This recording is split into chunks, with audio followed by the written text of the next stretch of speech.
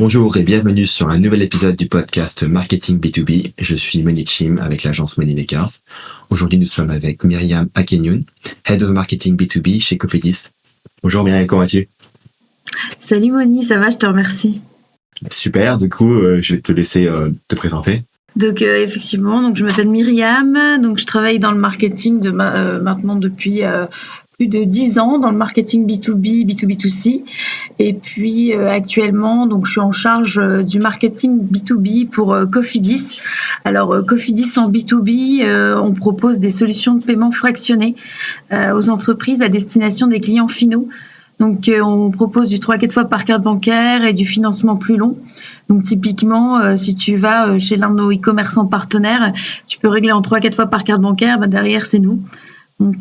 Voilà, et moi je gère l'équipe marketing qui travaille avec l'ensemble des marchands. On a plus de 1000 partenaires aujourd'hui. Et puis je travaille sur les problématiques marketing et sales également. Voilà. Myriam, est-ce que tu pourrais nous expliquer ta vision de l'ABM? Ouais, avec plaisir. Alors l'ABM, en fait, pour moi, l'ABM, je pense que beaucoup de monde en fait sans vraiment le savoir. Et le premier cas, typiquement, c'est lorsque tu fais gérer tes gros comptes, les comptes clés par des Key Account Managers. Mécaniquement, l'ensemble des leviers marketing qui seront activés pour fidéliser, upseller ou encore cross-seller ses comptes. Derrière, il y a la notion d'ABM qui rentre. L'ABM, pour moi, elle a son sens quand on veut s'adresser à des prospects qui sont plus difficiles à toucher. Mais pour moi, c'est vraiment une notion essentielle si on a dans notre cœur de cible des grands comptes et surtout si on a un cycle de vente, tu vois, qui est plutôt long et complexe. On va pouvoir être dans l'hyper-personnalisation pour construire une relation de confiance avec ces comptes clés. L'ABM, pour moi, il y a vraiment plusieurs enjeux.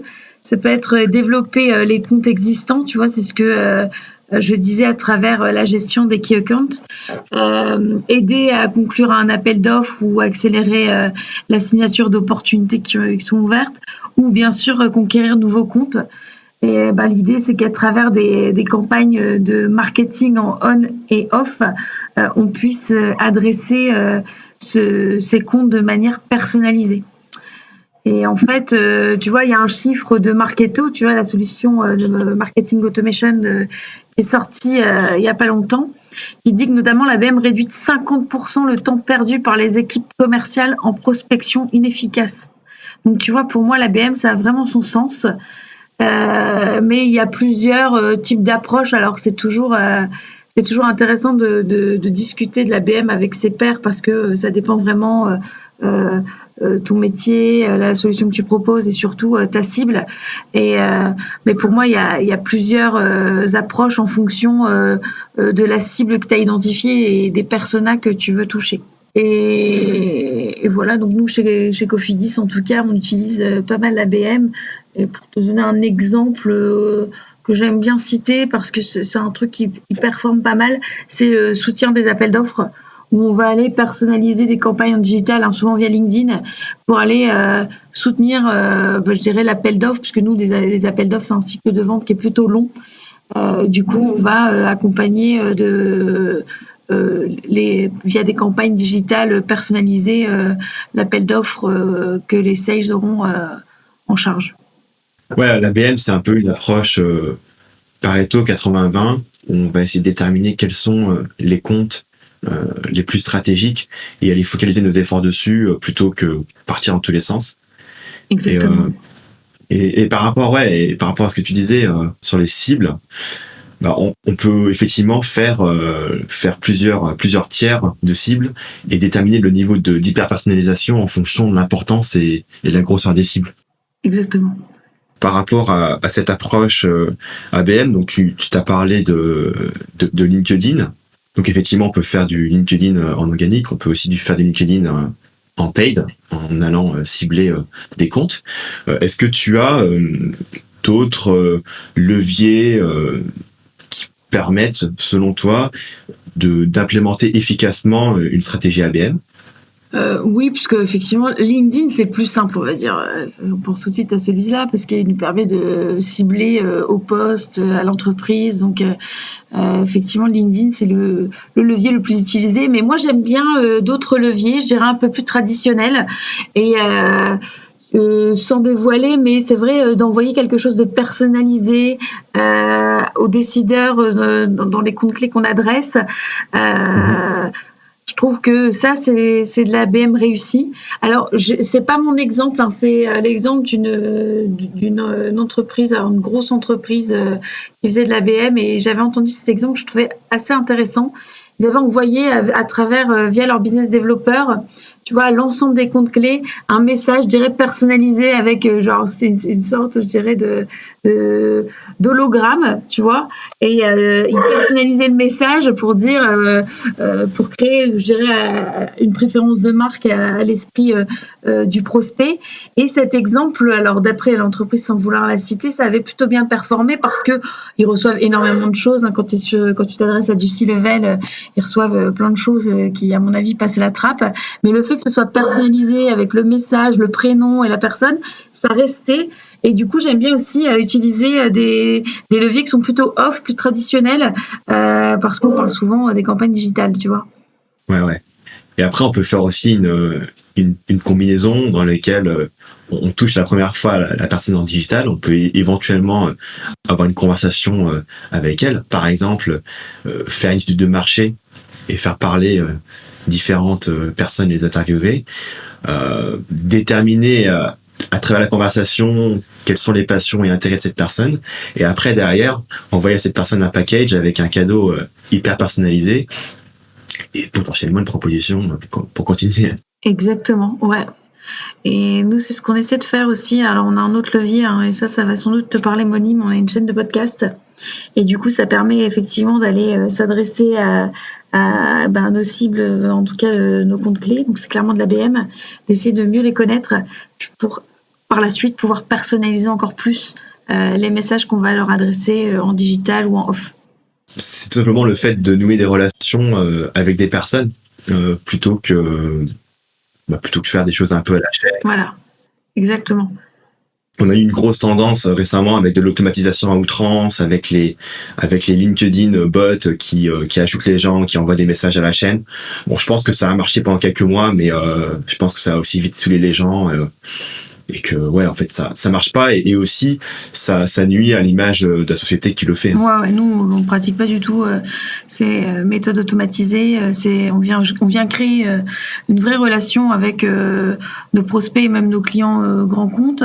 Et du coup, nous on a la chance, hein, dans notre secteur d'activité, c'est d'avoir pas mal d'événements en présentiel qui nous permet de toucher aussi en one-to-one nos cibles et nos comptes clés.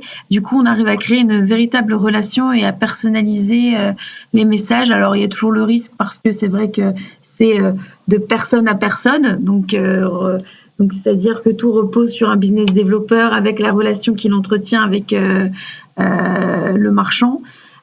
Et donc, du coup, il faudrait on arrive à closer, je dirais, avant le turnover en face et chez nous. C'est ça le risque que je vois dans l'ABM, en fait. Maintenant, si on dézoome un peu, une petite question, c'est est-ce que c'est antinomique de faire de l'inbound marketing et de faire de l'ABM? Alors là, je pense qu'il y a plusieurs avis. Je sais pas si ça a interrogé d'autres personnes, mais en tout cas, moi, de mon point de vue, c'est plutôt complémentaire parce que la finalité de chacune de ces stratégies est complètement différente. Avec l'inbound, on va plutôt venir capter un maximum de visiteurs et les transformer en leads, puis en clients, hein, c'est l'objectif. Et avec l'ABM, on va plutôt cibler un groupe restreint d'entreprises et engager une relation hyper personnalisée. Donc du coup, pour moi, ça a du sens de les faire coexister, du moins. Les funnels sont clairement différents, mais c'est surtout le potentiel business qui est différent. Le fait qu'on hyper personnalise des comptes clés, là, on est sur un potentiel qui est très élevé. En inbound, du coup, la recherche, elle est beaucoup plus élargie et la notion de potentiel business importe un peu moins. Donc, et la différence, je dirais, ça va être aussi dans l'alignement au sales marketing. L'inbound, plutôt, ça nécessite pas vraiment de relation étroite avec les sales. En revanche, l'ABM, clairement, ça nécessite vraiment un travail d'alignement entre marketing et sales. Donc pour moi, ça peut coexister. Je dirais même que ça se complète. L'un va servir l'autre à un moment donné. Et d'ailleurs, c'est ce que je constate au sein de mon entreprise. Donc, ça a du sens de les faire coexister, voire qu'elles soient vraiment complémentaires. Ouais, je suis tout à fait d'accord sur la complémentarité. Personnellement, c'est vrai qu'en inbound, on va faire un petit peu plus de volume. Alors qu'en ABM, on va faire un petit peu plus un peu plus de la qualité, donc beaucoup plus de, je dirais plus d'automatisation du coup en inbound, parce que ce volume-là, on va pas envoyer 500 litres par jour à nos pro sales. Donc du coup, il y a pas mal de travail de ce côté-là. Après, c'était intéressant ce que tu m'as dit. Pourquoi, selon toi, en ABM spécifiquement, il faut qu'il y ait un alignement plus fort entre les sales et le marketing par rapport à l'inbound? Déjà, selon moi, l'ABM, ça se construit avec complètement les sales. Donc, c'est-à-dire l'identification des comptes clés, ça, faut que ce soit vraiment fait ensemble.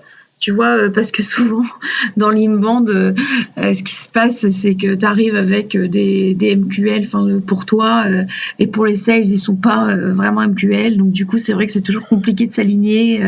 Voilà, ça, je pense que c'est l'histoire de beaucoup d'entreprises en B2B pour avoir pas mal échangé sur le sujet. En revanche, l'ABM, du coup, si tu mets bien en amont les sales et que tu identifies avec eux les comptes clés, que tu dispatches bien les comptes dans les équipes sales et qu'il y a un véritable suivi, là, on est vraiment juste pour les soutenir. Et je pense que c'est même eux qui viennent nous solliciter. Tu vois, c'est complètement différent comme démarche. L'inbound, bon, t'arrives avec des campagnes digitales, t'as ramené des leads. Bon, c'est peut-être pas les cibles qu'ils avaient imaginées. C'est un peu plus... je vais pas dire compliqué, mais c'est différent en tout cas la manière dont on adresse le sujet avec les sales. Tandis que l'ABM, si c'est bien fait, moi en tout cas, t'as aucune difficulté puisque dès le départ, t'es aligné et on a un objectif commun, c'est de signer, de closer et de faire en sorte que le prospect soit satisfait, je dirais. Oui, parce qu'en fait, on a une liste de comptes, donc c'est extrêmement clair. Et par rapport au ciblage qu'on va appliquer, on va pas forcément réussir à attirer les bonnes personnes. Donc c'est pour ça que c'est plus compliqué, effectivement. Exactement.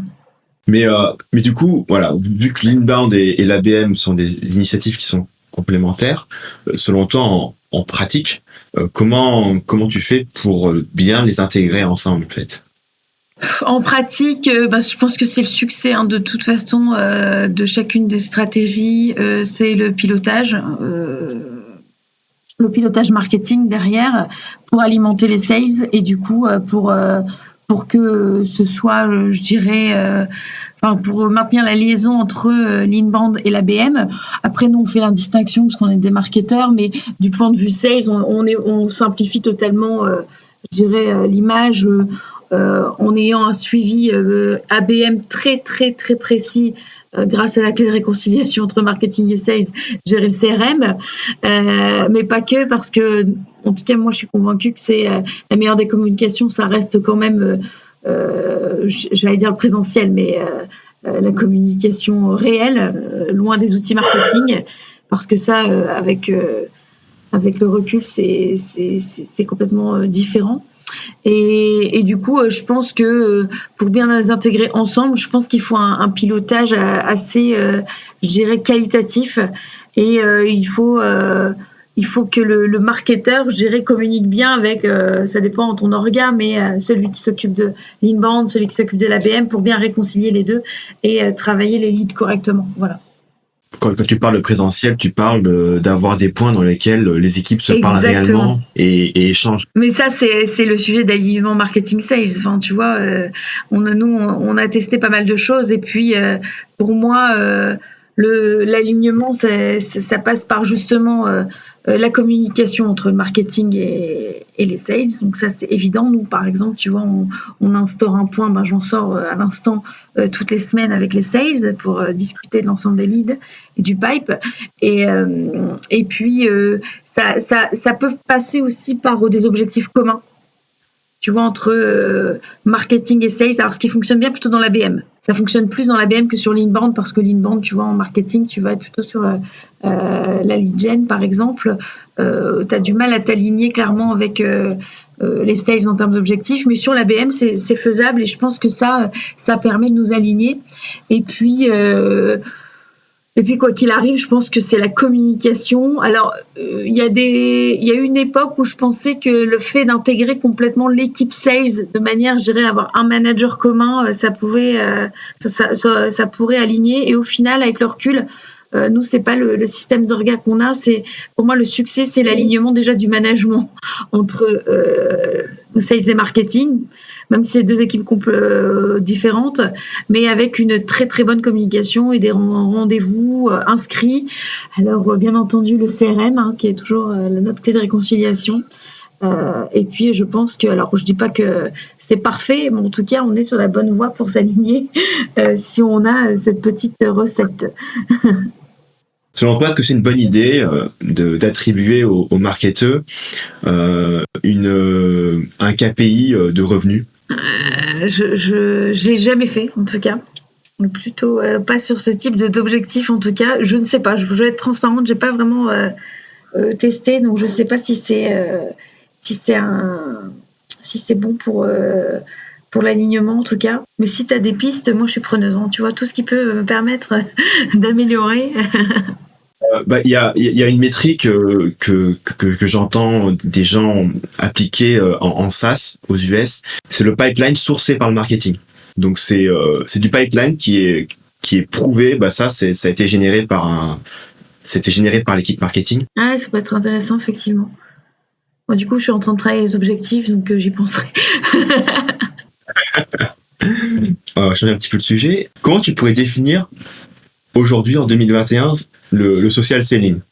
Du coup, s'il y a bien une tendance qui a explosé en 2020, c'est bien le social selling. Tu vois, jusqu'à aujourd'hui, jusqu'à hier, je dirais plutôt, c'était plutôt optionnel. Enfin, tu vois, on savait pas trop. Mais avec la pandémie, nous, en tout cas, ce qu'on a constaté, c'est qu'on n'avait plus d'événements présentiels et nous, on génère quand même pas mal de leads sur des events. Et le social selling, ça nous a permis d'assurer, je dirais, la continuité de nos relations avec nos prospects. Donc pour moi, ça devient plus qu'essentiel parce que je pense que, tu vois, même après la crise, aujourd'hui, on avait les réseaux là, je parle même moi en tant que marketeur, on a beaucoup utilisé les réseaux. Et c'est ancré aujourd'hui dans nos usages, je dirais. Et donc le social selling, ça devient, je sais pas comment dire, mais une nécessité, voilà. Tu vois, on a compris qu'on pouvait travailler autrement, que les événements présentiels, oui, c'est bien, et tu verras, là, on va les reprendre, on est content de retrouver les gens. En revanche, il y a une partie quand même où tu te dis, si je fais un event en digital, ça me prend 1 heure dans ma journée, et puis j'ai quand même mon agenda où je peux travailler, etc. Contrairement au présentiel, ça peut prendre toute la journée. Donc, je pense que les habitudes, elles ont évolué. Elles évolueront et elles continueront après la crise sanitaire. Et du coup, les sales sont, je dirais, obligés, en tout cas, de faire du social selling pour maintenir la relation avec leurs prospects.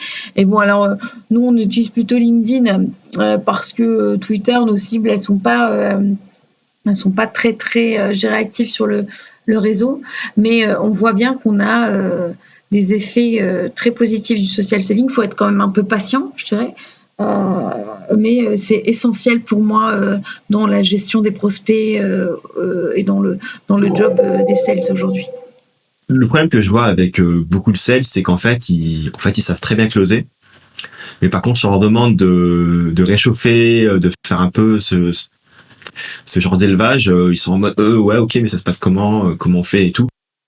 Qu'est-ce que tu recommanderais comme action, comme initiative pour aider à opérer cette transition dans une organisation dans laquelle c'est un peu classique et justement il n'y a pas ce genre voilà, on fait pas vraiment Mais social selling. écoute, j'ai envie de dire à ces sales, appuyez-vous sur le marketing et sur les contenus. Alors, si vous êtes dans une stratégie inbound, sur les contenus que pousse votre marketing, c'est souvent un bon prétexte pour reprendre le lien et réchauffer ses prospects.